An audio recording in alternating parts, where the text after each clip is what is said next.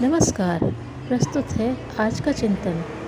परम पूज्य गुरुदेव के 54वें आध्यात्मिक जन्म दिवस वसंत पर्व 1979 के पावन दिन उन्हें हिमालय की ऋषि सत्ता से दिव्य संदेश प्राप्त हुआ। उसके अनुसार नवसृजन के लिए नवचेतना के निर्झर केंद्रों के रूप में प्रज्ञा संस्थानों की स्थापना का क्रम प्रारंभ हुआ। धर्मतंत्र से लोक शिक्षण एवं अंतराल में सद्भावों को जगाने के लिए एक विशाल ज्ञान यज्ञ की आवश्यकता समझते हुए परम पूज्य गुरुदेव द्वारा पहले 24 एवं फिर आवश्यकता को देखते हुए हजारों स्थानों पर प्रज्ञा संस्थान शक्तिपीठों की स्थापना का क्रम चला।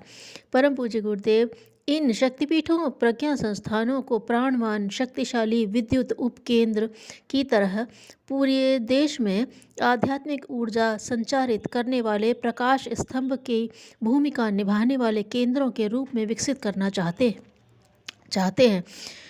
परम पूज्य गुरुदेव ने कहा, भव्य निर्माण वाले मठ मंदिर तो अनेक बने हुए हैं एवं बनते रहते हैं, किंतु उनकी सार्थकता तभी है जब उनमें काम करने वाले प्राणवान हों, किसी श्रेष्ठ उद्देश्य के साथ जुड़े हुए हों। समाज में जो सत्वृत्तियाँ फैलानी हैं, दुष्वृत्तियों के बाहुल्य से मोर्चा लेना है, उसके लिए जिस स्तर के व्यक्तियों की आवश्यकता पड़ेगी, उन्हें उपयुक्त वातावरण में श्रेष्ठ स्तर का शिक्षण भी देना पड़ेगा। पूज्य गुरुदेव ने कहा है, धर्म और अध्यात्म के चमकीले बोर्ड वाले स्टॉलों की सज धज समाज में कम नहीं है। कलेवर की दृष्टि से धर्माडंबर किसी से पीछे नहीं। इतने पर भी प्रभावी वातावरण का अभाव भी जहाँ का तहाँ है।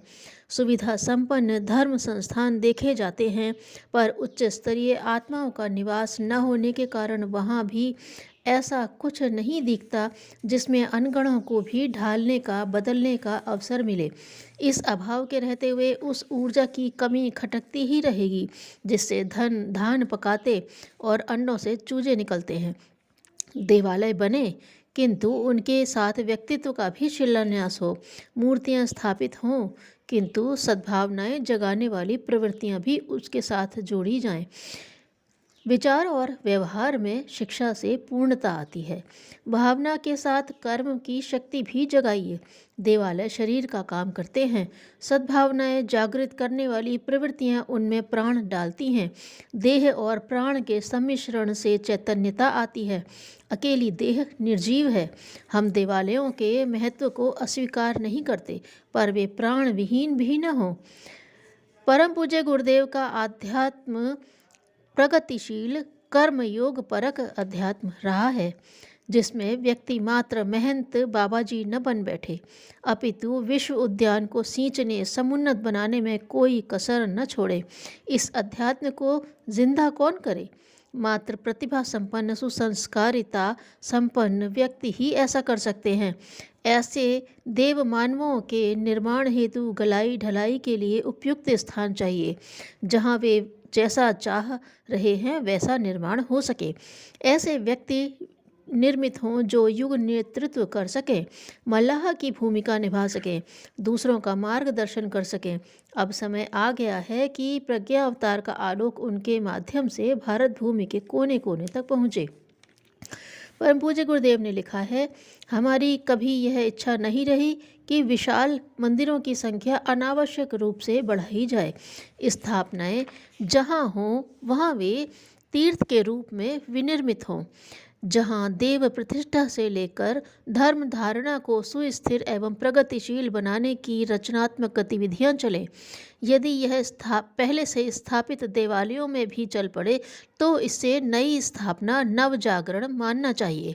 परम पूज्य गुरुदेव ने निर्माण के बाद प्राण प्रतिष्ठा करते समय सबको सचेत भी किया कि निर्माण तब तक प्राणहीन है जब तक वहाँ क्रियाकलाप नहीं चलते। वे लोक भर्त्सना व निंदा के पात्र बनेंगे यदि वे सफ़ेद हाथी मात्र बनकर रह जाए। उन्होंने कहा कि हमने ब्रह्म विद्यालयों की स्थापना की है, मंदिरों की नहीं। उपयुक्त परिव्राजक इसके स्वयं सेवी सृजन सहयोगी लोक शिक्षक हैं। परम पूज्य गुरुदेव की यह विचारधारा आज हम सभी के लिए चिंतनीय, विचारणीय, अनुकरणीय है। धन्यवाद।